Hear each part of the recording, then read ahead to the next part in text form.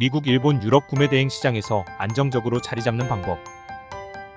10년차 구매대행 셀러인 이티아빠가 오늘 여러분들이 왜 미국, 일본, 유럽 구매대행을 선택해야 하는지와 어떻게 안정적으로 성장할 수 있는지 제대로 된 방향을 제시합니다. 안녕하세요. 이티아빠입니다. 오늘은 여러분들이 미국 구매대행 시장에 대해서 가지고 있는 몇 가지 편견에 대해서 좀 말씀드리려고 합니다.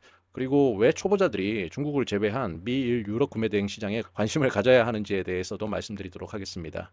미국 구매대행에 있어서 가장 흔하게들 하는 말이 고인물들의 천국이라고 합니다.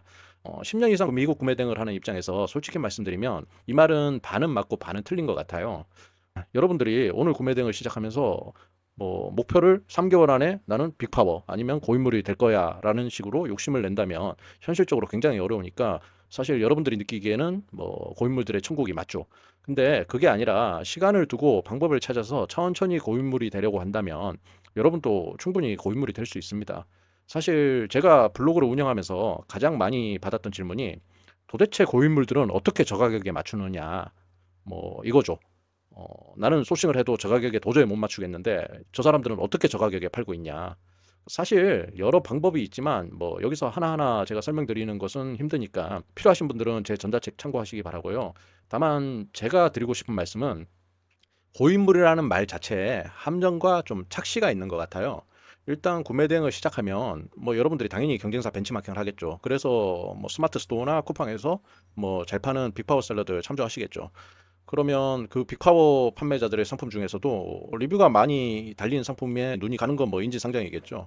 그 상품들을 아마존이나 이베이에서 한번 찾아서 소싱해 보려고 노력해 보셨을 건데 결과적으로 당연히 실망하죠. 왜?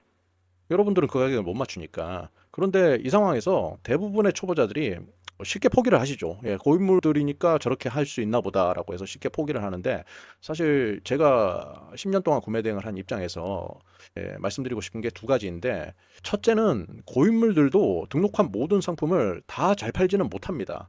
여러분이 보신 상품들이 대부분 빅파워셀러의 베스트 상품들일 건데 아마도 그 빅파워셀러의 전체 상품 보기를 한 다음에 3페이지만 넘어가도 리뷰가 안 달린 상품들이 꽤 많이 보일 거예요. 그리고 대부분의 빅파워셀러들이 적게는 몇백 개, 많게는 몇만 개의 상품을 등록하는데 그 중에서 잘 팔리는 상품은 소수입니다. 그리고 그 소수의 상품들이 결국에는 고인물로 만들어주는 거죠. 그리고 둘째로는 초보가 아니었던 고인물들은 없습니다. 당연한 말이지만 저도 10년 전에는 당연히 초보였죠. 하지만 여러 방법을 통해서 해외 판매 시장에도 좀 공부를 해보시고 방법도 찾다 보면 남들보다 더 좋은 조건에 소싱이 가능한 상품을 찾을 수는 있습니다. 그리고 많지 않은 그렇게 찾은 소수 정예인 상품들이 제 매출의 대부분을 만들어주고 있어요. 제가 여기서 드리고 싶은 말씀은 특별한 사람들이 고인물이 되는 게 아니라 소싱에 시간과 노력을 갈아 넣은 사람들이 고인물이 되는 것입니다. 초보자들은 시간이 걸리겠지만 불가능하지는 않습니다. 다만 여러 가지 방법을 통해서 시도를 하다 보면 결국 고인물이 될 수 있습니다.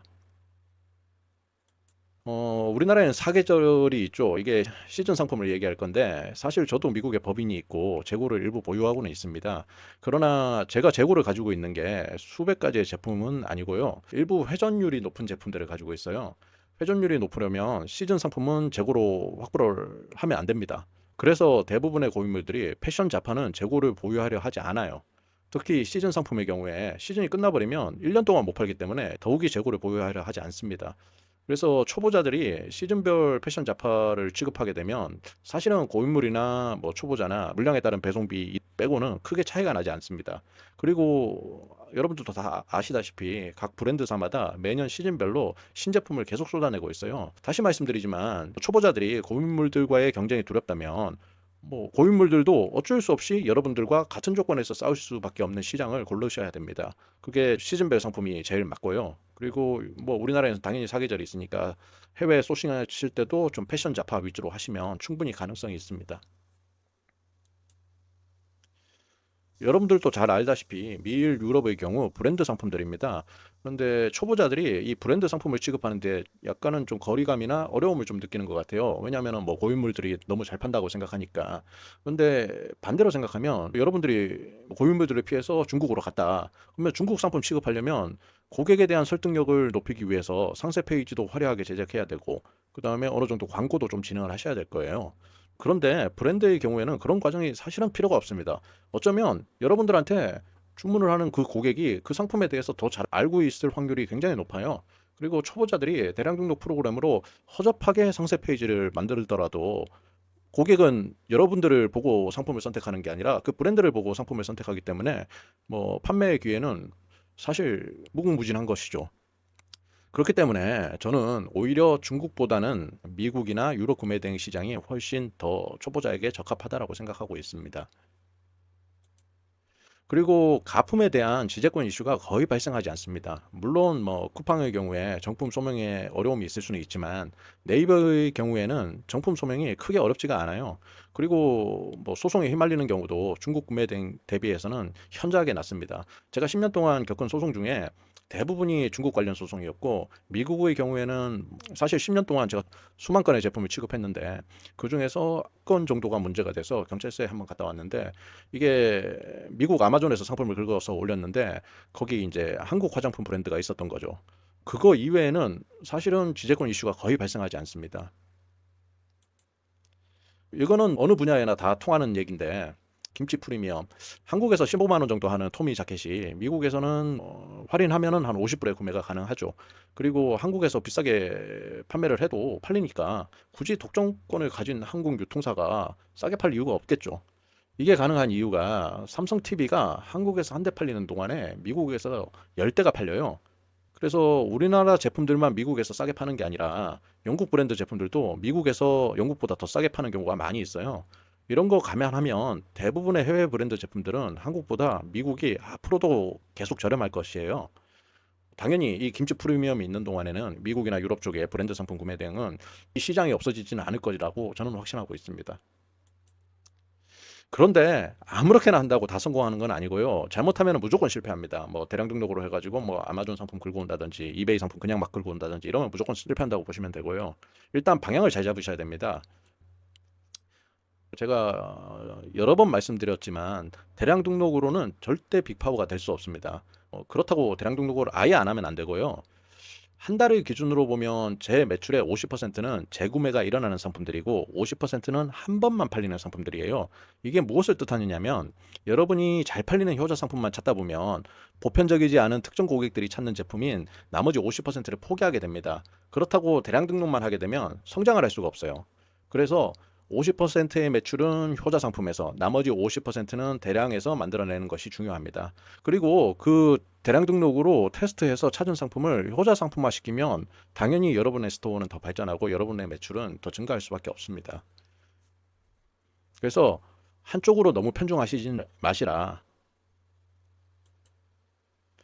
그리고 잘 찾은 상품 하나가 여러분의 한 달 수익을 책임집니다. 사실 하루에 3개 팔리는 상품, 뭐 그것도 여러분의 순이익이 1만 원이라고 하면 한 달이면 그 상품 하나로 100만 원을 벌 수 있어요. 충분히 가능합니다. 뭐 쉽지는 않겠지만 그만큼 소싱에 신경을 쓰시다 보면 뭐 이런 상품 찾을 수 있고요. 일단 이런 상품 10개만 가지고 있으면 빅파워는 당연히 문제가 없고 여러분의 순이익이 1000만 원 가는 건 어렵지 않아요. 그러니 뭐 시간이 걸리겠지만 조바심 내지 마시고 꾸준하게 찾으셔야 됩니다. 잘 찾은 쇼핑몰 하나가 노후를 책임집니다. 이거는 저도 경험을 하고 있고요. 제 주변에 많은 미국 구매 대행을 오래 했던 대표님들이나 유럽 구매 대행을 오래 했던 대표님들이 이런 쇼핑몰들을 하나씩은 가지고 있어요. 뭐 많으면 많을수록 좋은 거죠. 이게 미국이나 유럽 쪽 쇼핑몰을 하나만 잘 뚫으면 월급처럼 안정적인 수익 창출이 가능합니다. 남들이 안 하는 쇼핑몰을 찾으라고 해서 찾는 것에서 끝나면 안 되고요. 반드시 그 쇼핑몰과 좋은 관계를 터야 합니다. VIP 쿠폰을 받아낸다든지 아니면은 스페셜 디스카운트를 받는다든지, 그래서 어떻게 해서든지 판매자와 좋은 관계를 유지해야 됩니다. 사실 말씀드리면 지금은 좋은 소싱처를 찾는 것도 중요하지만 남들도 금방 찾을 수가 있기 때문에 일단 좋은 소싱처를 찾으셨으면 그걸 지키는 것도 그만큼 중요합니다. 해외 소싱처를 찾는 방법과 판매자와 좋은 관계를 유지하는 방법은 제 전자책에 적어 놨으니까 필요하신 분들은 읽어보시기 바랍니다. 마지막으로 정리하면 초보자들일수록 브랜드 상품을 취급하는 것이 구매 대행 시장에서는 더 빠르게 성장하실 수 있습니다. 그리고 고인물들과의 경쟁을 두려워하신다면 시즌별 상품을 공략하는 것도 하나의 방법이 될 수 있습니다. 여러분들이 고인물이 되거나 이 사업을 지속적으로 유지하기 위해서는 효자 상품 소싱에 지속적으로 시간과 노력을 투자를 하셔야 됩니다. 그리고 장기적으로 비즈니스를 안정화시키고 싶으시다면 나만의 해외 쇼핑몰을 반드시 찾으려는 노력을 하셔야 됩니다. 이 방향으로만 계속 간다면 구매 대행 시장에서도 어렵지만은 안정적인 수익을 창출하면서 사업을 성장시킬 수 있습니다. 예. 오늘은 여기까지였고요. 감사합니다. 내용이 좋았다면 구독, 좋아요, 알림 설정 부탁드립니다.